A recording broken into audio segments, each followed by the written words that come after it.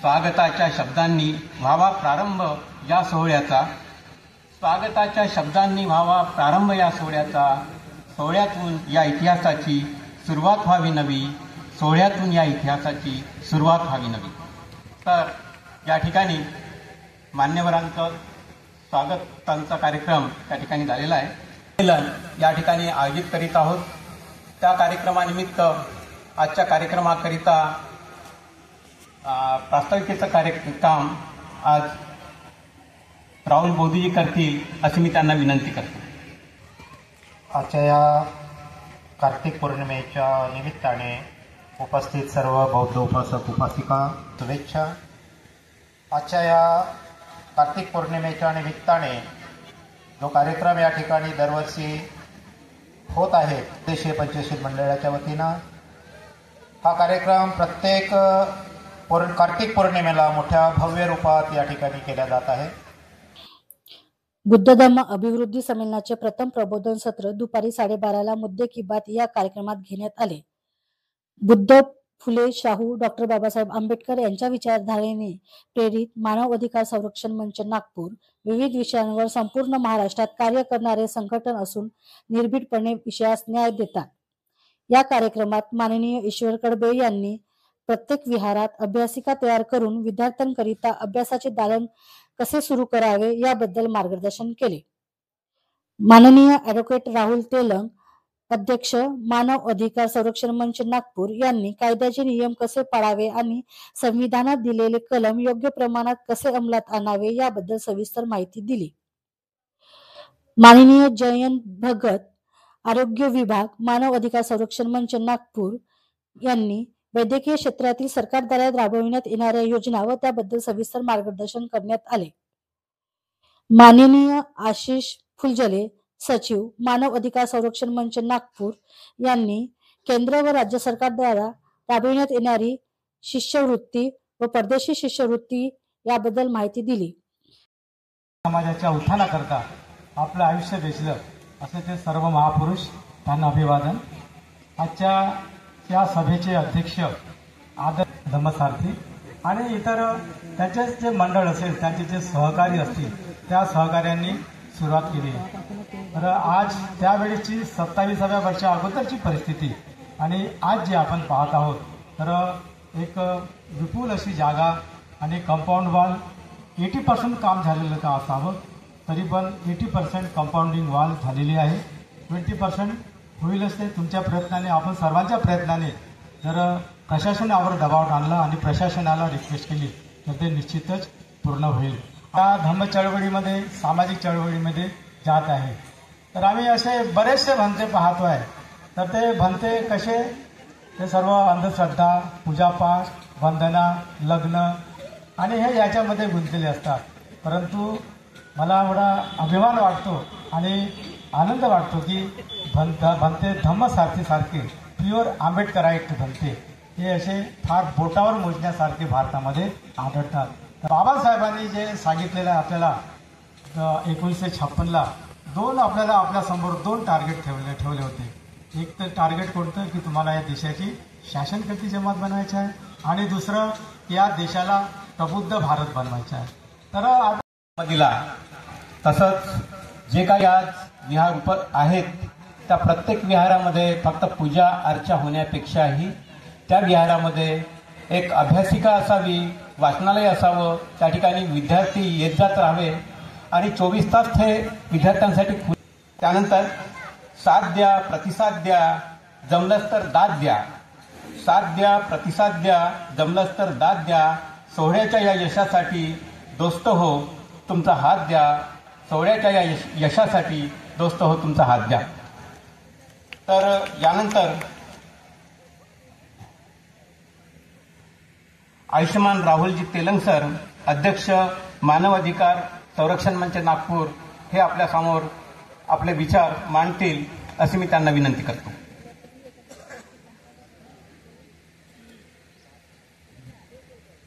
आकाश मोजतो आम्ही मित्रांनो, आकाश मोजतो आम्ही भीमा तुझ्यामुळे।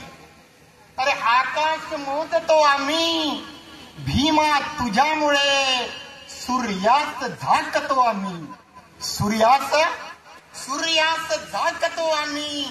भीमा तुझ्यामुळे, भीमा तुझ्यामुळे, भीमा तुझ्यामुळे. आदरणीय बनते की आम्ही बौद्ध. स्वतःच्या छातीवर हात ठेवा आणि विचारा स्वतःला की मी बौद्ध आहे का. ठेवा छातीवर हात, ठेवा, आताच ठेवा आणि विचारा आपल्या मनाला का मी खरंच बौद्ध आहे का. प्रामाणिकपणे विचारा, प्रामाणिकपणे विचारा आपल्या मनाला का मी बौद्ध आहे का. मला नाही वाटत किती लोक प्रामाणिक बौद्ध असतील आणि कबूल करतील की मी खरंच बौद्ध आहे. वंदना घेतली म्हणजे बौद्ध होणार नाहीत, पौर्णिमेचे कार्यक्रम घेतले म्हणजेच मी बौद्ध होणार नाहीत. तर बाबासाहेब आंबेडकरांनी दिलेल्या आपल्याला 22 प्रतिज्ञा आहेत. त्या 22 प्रतिज्ञेचं आपण किती पालन करतो हे स्वतःला विचारा. त्यानंतर मित्रांनो, सध्या आपल्या देशामध्ये एक वादळ निर्माण होत आहे. काय म्हणून निर्माण होत आहे. या देशाचं नाव तर भारत आहे, पण म्हणे हा हिंदुस्थान आहे. केवढी मोठी विटंबना या देशामध्ये सुरू आहे. याच्या विरोधात बोलणारा एखादी तरी माईचा लाल पैदा झाला आहे का. का हिंदुस्थान नाही, हा भारत आहे. याच्या विरोधात बोलण्याची जोपर्यंत तुमच्या ताकद निर्माण होत नाही तोपर्यंत तुम्ही भारताचे खरे नागरिक नाहीत किंवा खरे बुद्धिस्ट नाहीत. आमच्या मित्रांनी सांगितलं की बाबासाहेब आंबेडकरांचं स्वप्न होतं, सगळं तर महत्वाचं स्वप्न होतं की या देशाला बाबासाहेब आंबेडकरांना भारत बौद्धमय करायचं होतं. अगदी बरोबर आहे. सत्ता हा नंतरचा पार्ट होता, त्याचं टूल्स होतं भारत बौद्धमय करण्याचं. परंतु माझं असं म्हणणं आहे की बाबासाहेब आंबेडकरांनी ऑलरेडी भारत बौद्ध केला. पण आमचे कान बंद करून आम्ही बसलो, डोळे बंद करून आम्ही बसलो, भावना बंद करून बसलो. बाबासाहेबांनी भारताला बौद्ध केलं हे माहीतच नाही. बाबासाहेब आंबेडकरांनी जेव्हा या देशाच्या संविधानामध्ये न्याय, समता, स्वातंत्र्य आणि बंधुत्व हे तत्व प्रतिपादन केलं, बाबासाहेब म्हणाले न्याय, स्वातंत्र्य, समता आणि बंधुत्वाचं तत्व मला फ्रेंच राज्यक्रांती म्हणून घेण्याची गरज नाही. अरे फ्रेंच राज्यक्रांतीच्या अगोदर 2000 वर्षाच्या अगोदर या देशामध्ये एक समतावादी क्रांतिकारक निर्माण झाला, त्याचं नाव होतं तथागत भगवान गौतम बुद्ध. आंबेडकरांनी भारतीय संविधानाच्या पहिल्या पानावर प्रिएम्बल मध्ये लिहिलेलं आहे न्याय, समता, स्वातंत्र्य आणि बंधुत्व. हे बाबासाहेब आंबेडकरांनी तथागत बुद्धाचं तत्व संविधानाच्या पहिल्याच पानावर लिहिलं. त्यांनी जो काही आपल्याला धम्म दिला त्या धम्मानुसार आज संपूर्ण भारत हा बौद्धमयच आहे अशा प्रकारचे विचार आपण मांडले. धन्यवाद. तर रसिकाच्या हृदयामध्ये आग आहे, आग आहे. मनापासून दाद देणे हे रसिकतेचा भाग आहे. रसिकांच्या सेवेसाठी शब्दांचं हे समर आहे आणि तुमच्यासारखेच दाद देणारे रसिक मायबाप अमर आहे, अमर आहे. तर आयुष्यमान जयंत भगत, आरोग्य विभाग, मानव अधिकार संरक्षण मंच नागपूर हे आपले विचार, आपलं मनोगत व्यक्त करतील अशी मी त्यांना विनंती करतो.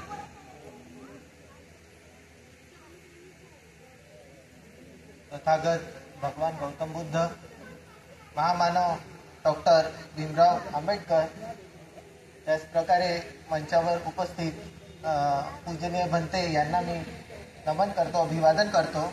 त्याचप्रमाणे मंचावर उपस्थित प्रधानमंत्री जन आरोग्य योजना, मुख्यमंत्री सहायता निधी आणि धर्मदाय आयुक्त यांच्या अंतर्गत चालणारे चॅरिटीचे जे हॉस्पिटल असतात त्याच्या माध्यमातून पण गरीब व गरजू रुग्णांना मोफत व सवलतीच्या दरात उपचार उपलब्ध होते. त्याचप्रमाणे राष्ट्रीय आरोग्य निधी मोठी शस्त्रक्रिया ज्यामध्ये 5 लाख पर्यंतचा निधी या राष्ट्रीय आरोग्य निधीच्या माध्यमातून उपलब्ध करून दिला जातो. त्याचप्रमाणे आपण आपल्यापैकी जर कोणी आपल्या परिसरातील एखादा व्यक्ती जो एखाद्या गंभीर रुग्णाने ग्रसित असेल त्याला पण आमदार निधी किंवा खासदार निधीच्या माध्यमातून हे आर्थिक त्याचं सहाय्य मिळवून देता येते. तर मी यापैकी सर्वात महत्त्वाची जी योजना आहे ती महात्मा ज्योतिबा फुले जन आरोग्य योजना, याच्याबद्दल मी आपल्याला थोडंसं एक सविस्तर माहिती सांगतो, पण त्या इंग्रजीमध्ये रिपीट करतो. 1800-233-2200 हा मोबाईल नंबर आपण सर्वांनी, कारण प्रत्येकाकडे आजच्या काळात सगळ्यांकडे मोबाईल आहे, आपल्या फोनमध्ये सेव्ह करून ठेवा. सर्वांनी उपस्थित आणि माझ्या समोर उपस्थित असलेल्या आपण सर्वांना मैत्रीपूर्ण जय भीम.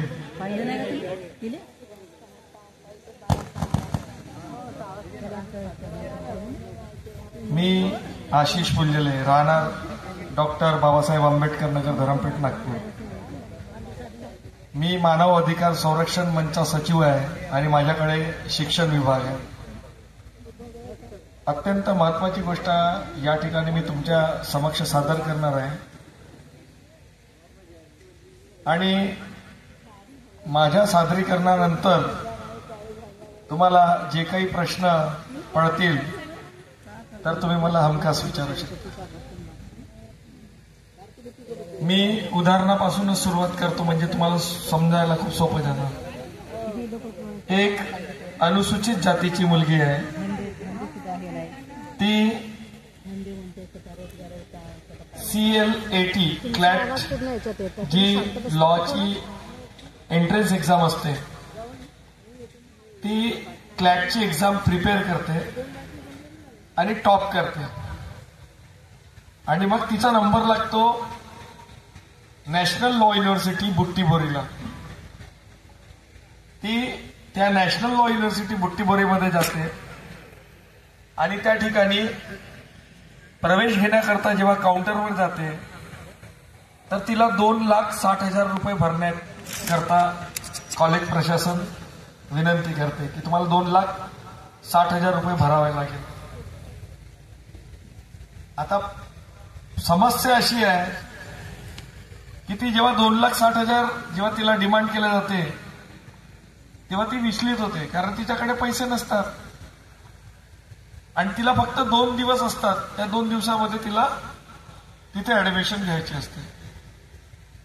आता जेव्हा ती त्या ठिकाणी त्यांना प्रशासनाला सांगते की मी शिष्यवृत्तीस पात्र आहे, तरी देखील प्रशासन काय म्हणते की नाही, तुम्हाला 2,60,000 भरावे लागतील तरच तुम्हाला प्रवेश मिळेल. आता विषय असा आहे की त्या मुलीची आई भांडे घासणारी घरोघरी जाऊन आणि मुलीचे बाबा जुडायचं काम करणार आहे. तर तिची आई याला त्याला फोन करते की काही आर्थिक मदत करा, माझ्या मुलीची ऍडमिशन ह्या कॉलेजमध्ये होत आहे. तर तिला जवळपास 50,000 ते 60,000 जमा होतात, पण 2 लाख रुपये तिच्याकडे जमा होत नाही. तर जेव्हा तो फोन आमच्या ह्युमन राईट्स प्रोटेक्शन फोरम म्हणजे मानव अधिकार संरक्षण मंचला येतो तेव्हा आम्ही त्यांना शाश्वती देतो की तुम्हाला 1 रुपया भरावा लागणार नाही, 1 रुपया. आम्ही का बरं एवढे म्हणजे आत्मविश्वासाने बोलतो, त्याच्या मागे कारण असते. कारण असं आहे की जो कोणी अनुसूचित जातीचा विद्यार्थी आहे तो एखाद्या व्यावसायिक किंवा अव्यावसायिक अभ्यासक्रमात प्रवेश घेतो तेव्हा त्याला 1 रुपया भरायचा नसतो, 1 रुपया. उपस्थितांना माझा प्रश्न आहे, काय आपण किंवा आपल्या मुलाने किंवा आपल्या नातवाने एखादा महाविद्यालयात प्रवेश घेता वेळेस पैसा भरला अथवा नाही? सांगा, हात वर करा. हाच प्रसंग त्या मुलीवर जेव्हा ओढवला तेव्हा आम्ही त्या नॅशनल लॉ युनिव्हर्सिटीमध्ये गेलो. त्या नॅशनल लॉ युनिव्हर्सिटीमध्ये याचा रिस्पॉन्सिबल ऑफिसर हा रजिस्ट्रार होता आणि रजिस्ट्रार हा रिटायर्ड जज होता. जेव्हा आम्ही त्याच्याशी संपर्क केला आणि त्याच्या निदर्शनास आणलं की संबंधित विद्यार्थिनी ही अनुसूचित जातीची आहे आणि शिष्यवृत्तीस पात्र आहे, असे असताना NLU प्रशासन या विद्यार्थिनीकडून जो पैसा आकारताय तो अवैध आहे आणि हे बेकायदेशीर जर कृत्य तुम्ही करता तर तुम्ही दंडास पात्र आहात. तर त्यांना असं वाटलं की मी मोगम बोलत आहे. त्यांनी म्हटलं नाही, आम्हाला घेणं आवश्यक आहे. मी म्हटलं घेणं आवश्यक आहे तर कागदपत्र दाखवा की शासनाने तुम्हाला या कागदपत्रांती म्हटलं आहे की तुम्हाला पैसे भरावेच लागतील. तर ते रजिस्ट्रार ते दाखवू शकले नाही, कारण असा कोणता नियमच नाही. मग मी त्यांना कागदपत्र दाखवले. आमच्याजवळ असे जवळपास 78 कागद आहेत 1956 पासून तर आतापर्यंतचे, की ज्याच्यामध्ये स्पष्ट नमूद आहे की अनुसूचित जातीच्या विद्यार्थ्याकडून प्रवेश घेते वेळेस मग ते महाविद्यालयात अनुदानित, विना अनुदानित किंवा कायम विना अनुदानित असो, म्हणजेच तो अभ्यासक्रम हा अनुदानित असो म्हणजेच ग्रांटेड, विना अनुदानित असो म्हणजे नॉन ग्रांटेड आणि कायम विना अनुदानित असो म्हणजे टोटल नॉन ग्रांटेड असो, त्या अभ्यासक्रमात किंवा त्या महाविद्यालयात जेव्हा आमचा अनुसूचित जातीच्या शिष्यवृत्तीस पात्र विद्यार्थी त्या ठिकाणी जातो तर त्याच्याकडनं एकही रुपया आकारण्यात येऊ नये. आकारल्यास त्या महाविद्यालयावर दंडात्मक कारवाई करण्यात येईल, अशा प्रकारचा फतवा समाज कल्याण विभागाचा आहे. आणि बाबासाहेबांनी शिष्यवृत्तीची संकल्पना का दिली? कारण आमच्या शिक्षणात कोणत्याही प्रकारचा खंड किंवा अडथळा निर्माण होऊ नये, आमचे शिक्षण सुरळीत व्हावे, यासाठी बाबासाहेबांनी आम्हाला शिष्यवृत्तीची संकल्पना बहाल केली. पण काय होत आहे की आम्हाला माहिती नसल्यामुळे आम्ही सर्रास लुटल्या चाललो आहे. 1-2 करोडची लूट नाही, अरबोची लूट आहे, अरबोची. तर ते हे 2च लोक फीस ठरवू शकतात कोणत्याही महाविद्यालयाची. महाविद्यालय नाही ठरवत. त्याच्यात नॉन प्रोफेशनल म्हणजे आर्ट्स, कॉमर्स, सायन्सचे जे असते ते विद्यापीठ ठरवत असते. तुमचे गोंडवाना विद्यापीठ आहे, गोंडवाना विद्यापीठातला विद्या विभाग हा ती फीस ठरवण्याचे काम करते, आर्ट्स, कॉमर्स, सायन्सचे. आणि इंजिनिअरिंग असो, MBA असो किंवा इतर टेक्निकल कोर्स असो, या कोर्सची फीस ठरवण्याचे अधिकार FRA ला असते, फीस रेग्युलेटिंग अथॉरिटीला. जर यांनी म्हटलं की 1,10,000 GH रायसोनीची फीस आहे तर 1,11,000 पण घेऊ शकत नाही GH रायसोनी. 1 रुपया त्याच्यावरचा घेऊ शकत नाही. परदेशी शिष्यवृत्तीबद्दल माहिती द्या. छान. एक मी हे विसरलो होतो. फॉरेन एज्युकेशनसाठी 300 युनिव्हर्सिटीज जे आहेत QS रँकिंग मध्ये येतात, 300 युनिव्हर्सिटीज, ठीक आहे ना. याच्यासाठी आपले विद्यार्थी GRE, TOEFL आणि IELTSच्या माध्यमातून त्या ठिकाणी ज्या नामांकित युनिव्हर्सिटीज आहेत त्यामध्ये प्रवेश मिळवू शकतात. आता काय होत आहे की मागच्या 2 टर्ममध्ये फॉरेन एज्युकेशनची डिमांड खूप वाढलेली आहे. अगोदर 300 युनिव्हर्सिटीमध्ये 100 युनिव्हर्सिटीमध्ये ज्यांचा नंबर लागत होता त्यांना क्रिमिलेअरची अट नव्हतीच. लक्षात घ्या. म्हणजे पहिल्या 100 मध्ये तुम्हाला उत्पन्नाची अट नव्हती. पहिल्या 100 मध्ये तुम्हाला उत्पन्न लागत नव्हते. पण मध्यंतरी सरकारने षडयंत्र केलं होतं. आम्ही त्याचा खूप कळाडून विरोध केला. आम्ही 3 आंदोलन केले मोठमोठे महाराष्ट्रभर आणि नाईलाजाने का होईना त्या अटी त्यांना मागे घ्यावं लागल्या. तर सांगायचे तात्पर्य असं आहे की पहिल्या 100 QS रँकिंगच्या युनिव्हर्सिटीमध्ये उत्पन्नाची अट लागत नाही. त्याच्यानंतरच्या जे 200 युनिव्हर्सिटी आहे त्याच्यामध्ये अट लागते. पण आज मजेची बाब अशी आहे की पहिले 300 पर्यंतच्या युनिव्हर्सिटीमध्ये आपले पोरं प्रवेश घेत होते. पण आता अशी म्हणजे ज्या पद्धतीने फॉरेन एज्युकेशनसाठी अवेअरनेस वाढलेली आहे तर 50च्या आतमध्ये आपले पोरं काय करतात, ती सीट मिळवून घेतात. 75 सीटा असतात. किती असतात? 75 सीट्स. आणि त्या 75 सीट्समध्ये वेगवेगळे विषय असतात. PhD पासून तर तुमचे MFA म्हणजे मास्टर कोर्सेस असतात. ह्या कोर्सेसमध्ये तुम्ही तुमच्या स्कोरनुसार तिथे प्रवेश मिळवू शकता आणि त्या कोर्सेसची जी काही फीज आहे आणि तुमचं राहणं खाणं पिणं हे सर्व त्याच्या माध्यमातून म्हणजे प्रशासन तुमच्या त्या विद्यापीठाला प्रोव्हाइड करत असते. लक्षात घ्या. म्हणजे 1 करोड PhD ला सरकार देते. 1 करोड MS साठी 45 लाख ते 60 लाखाच्या दरम्यान सरकार तिथे शिकणाऱ्या विद्यार्थ्यांना देत असते. आपण धर्मांतरित बोलतो. इथं बसलेला प्रत्येक एक व्यक्ती आम्ही काय आहोत धर्मांतरित बौद्ध. तर आम्हाला अल्पसंख्याकांचा देखील लाभ मिळते. लक्षात घ्या. काय म्हटलं मी अल्पसंख्याकांचा देखील लाभ मिळते. तर आम्ही त्याचा प्रचार प्रसार सर्वत्र केला की तुम्ही ज्यांच्याकडे धम्मदीक्षेचे प्रमाणपत्र असेल किंवा ज्यांच्या TCवर बौद्ध नमूद असेल तर त्या विद्यार्थ्यांना त्या ठिकाणी फॉरेन एज्युकेशन करता लाभ मिळेल. किंवा ज्यांच्याकडे गॅजेट असेल, गॅजेट माहिती तुम्हाला राजपत्र, त्याच्यात तुमची नोंद झाली असेल तर त्याला त्या ठिकाणी मिळेल. की बाबासाहेबांनी अनुसूचित जातीच्या मायनॉरिटी स्टेटस बनवला होता. काय शब्द वापरला मी? जो बंच होता अनुसूचित जातीचा ज्याला प्रवर्ग शब्द वापरतो तो मायनॉरिटी म्हणून त्याला वेगळी मान्यता दिली होती.